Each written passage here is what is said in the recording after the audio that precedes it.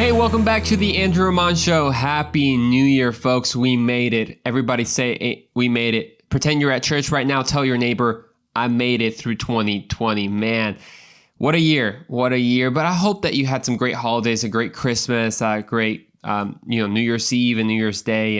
And depending on when you're listening or when you're watching this, when it comes out, we're just starting 2021. And it has been quite a year that we survived, which you can hear more about that. It's funny because you can hear that just through the videos and the episodes that I've done. I mean, I was actually just scrolling through some of the episodes, and one was called, Corona Communication, or how to make quarantine not suck. And I'm like, man, those are such unique episodes that probably only apply when you're in quarantine.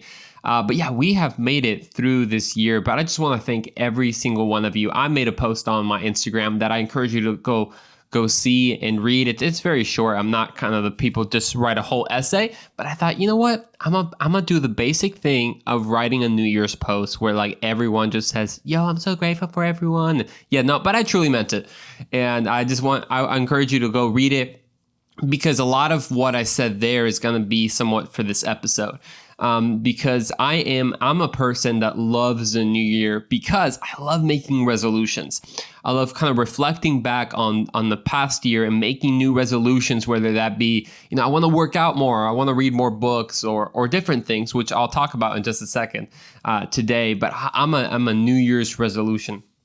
And I want to tell you a story as we get going here. So thank you so much for tuning in. If this is your first time, welcome to the Andrew Ramon Show. And if you haven't already, go to the podcast and Apple Podcasts, leave me a review, 5 stars only accepted, okay? I'm just kidding. If it's honest, that's okay. But yeah, leave me a review there, subscribe on the YouTube channel, hit a thumbs up, and let's get going on today's episode. So this is a story I heard actually from another podcast that really impacted me, because it went along with a little bit of what I was already planning to share with you today. And it's about a college professor, who every time she starts a new semester, she asks her students to take a piece of paper and rip it in 3 parts, right? And if it's me, man, I don't care if they're even or not, those parts. I'm just ripping them apart. And so each of those students, they start ripping into 3 parts. And she asks the students to grab a marker or a pen, and every one of those parts, you're going to draw something different or write something different. So in the first one, they're going to write or draw they're just an insect. I mean, like a rodent, something like a cockroach. I almost gagged just by saying that. And something like that. And so they wrote it down, and then said, okay, in the second piece of paper, I want you to write down your least favorite food.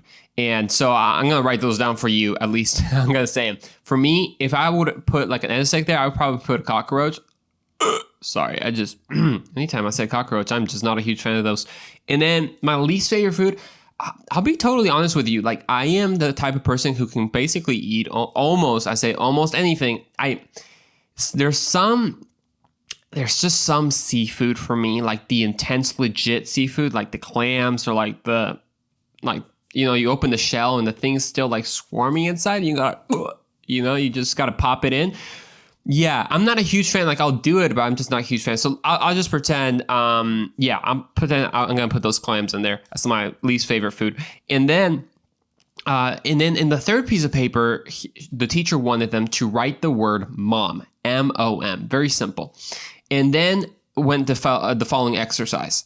So she said, grab the first piece of paper that has the insect, and I want you to grab it, crumple it up, throw it to the floor, and start stomping on it. So it's kind of, somewhat of an icebreaker for the class, especially all of them are getting to know each other, and they're like, okay, so they start stomping on it, no problem. It's kind of funny. Then she said, okay, take the second piece of paper that had your least favorite food, throw it to the floor, and start stomping on it. And they're like, okay, that's fine. So they did it. Then she told her, take the third piece of paper with the word mom on it, and crumple it up, throw it to the floor, and stomp on it. It's interesting because in all her years of teaching, she says that not one student has ever thrown the piece of paper on the floor and stomped on it. Why is that? I mean, if you're literally speaking, the same, it's just a word, right? M-O-M, it's just 3 letters put together. But why is there so much meaning, so much connotation behind it? And that's what I want to talk to you about a little bit about words. Because in this year, 2021, I want to bring somewhat of a reality check. We made it out of 2020, but we're not guaranteed an easier year. It's kind of cute to see people just be like, oh, finally 2020 is over, I can't wait. It's like, yeah, 2021 is not guaranteed to be easier. I'm not saying it's going to be worse. I hope it's going to be better in many ways, and I do believe so, but it's not necessarily going to be easier. So to go through 2020, one, you need what I call hot chocolate. Sorry, that was my mid ad in the podcast to talk about my mug. This is from Yellowstone. It has a great buffalo in there, and yes, I'm drinking some fantastic hot chocolate. I'm still not digging the tea. So somebody, hey, do me a favor. If you're hearing this episode, send me a DM, send me an email, shoot me a text of like, what tea should I try? Because I'm just not digging the teas that I've tried so far. So, but let's continue. Let's continue with what we were talking about. So the year 2021, we're not guaranteed that it's going to be easier. So my question to you is how will we make it this year? What's going to drive us to go through this year no matter what happens? Because there's an ancient Greek word, and it's called telos. And telos is somewhat of you could translate it as an objective, an end goal. Think about it like a bullseye, right? When you're shooting and to try to hit the bullseye, the whole point is hitting the bullseye, not just the rest of the target. Like there's a reason there's a bullseye, right? There's a focus, there's an end goal, there's an objective. Those are a lot of synonyms for what telos means. So my question to you is, this year, what's your telos? What is your objective? Because if you're not working towards a certain point in a year, your year can become pointless, pun intended. But there is a reason that those words even exist, the word pointless, because life does have a point. In this year, if we're not taking the initiative into saying, okay, how is this year going to be different for me? We're just going to be at the mercy of whatever this year brings.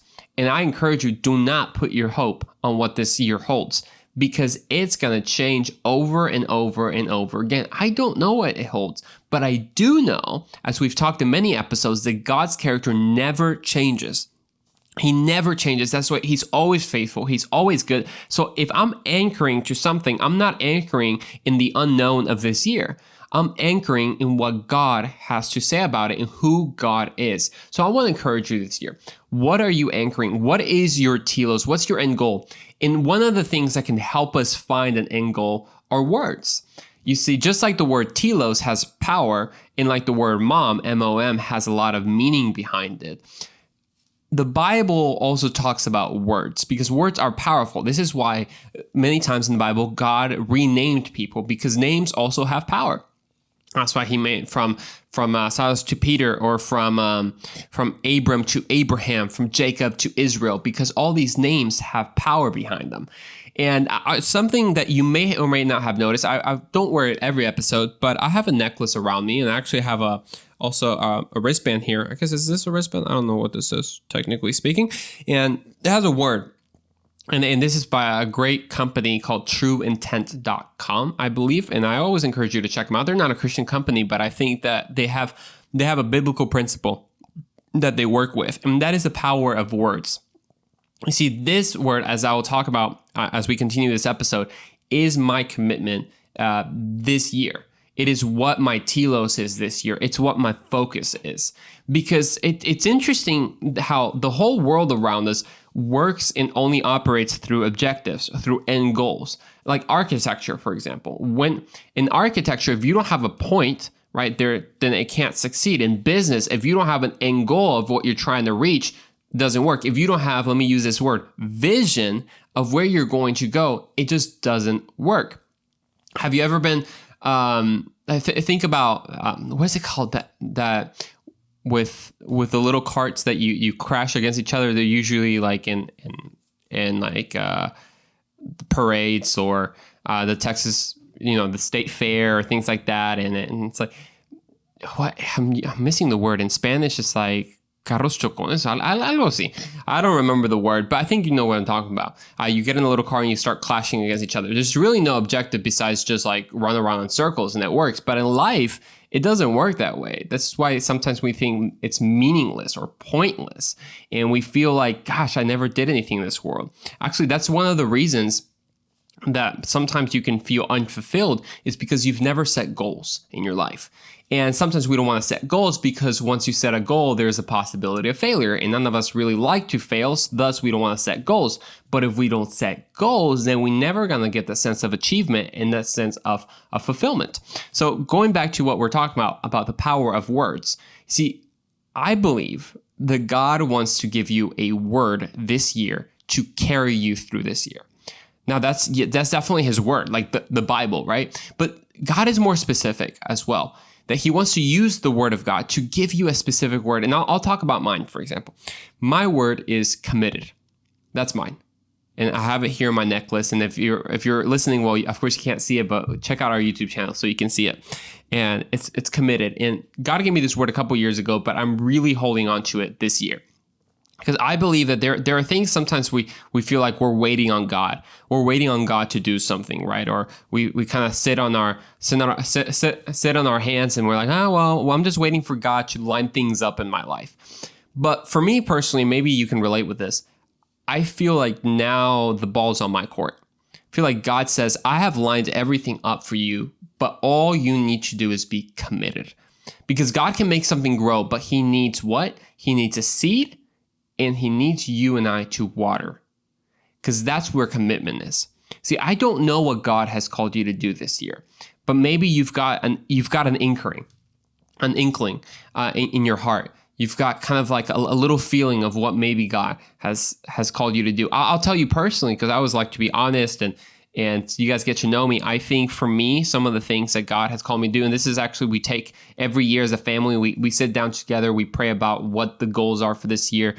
For me, it is to continue this podcast. I mean, I've been overwhelmed by the support, and I want to be committed. I want to be committed to at one episode every week, and I also want to be committed to bringing more content than just one episode every week.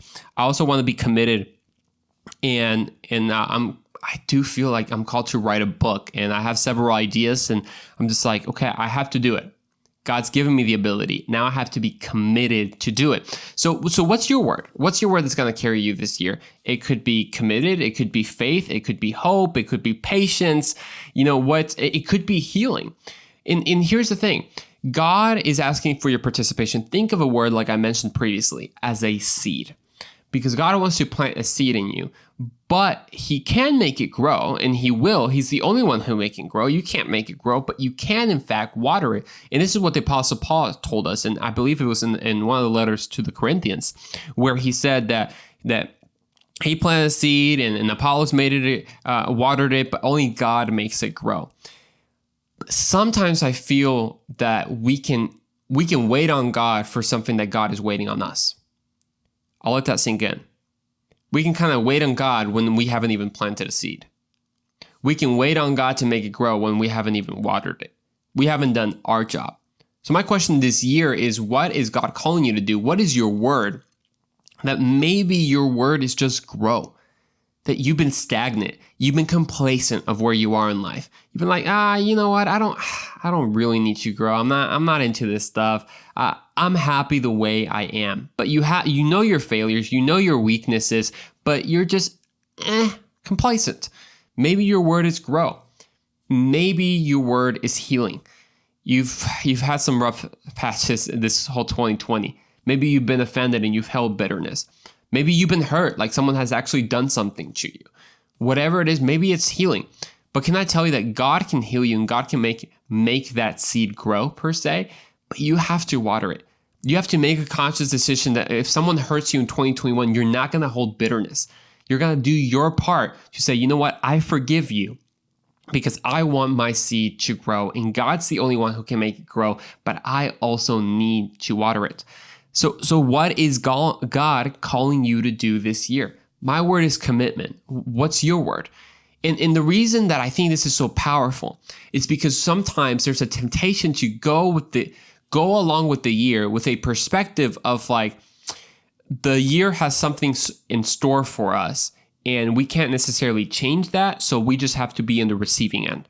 I think there's a element of that may be true, especially with God, right? That God has many things for us and he holds many things.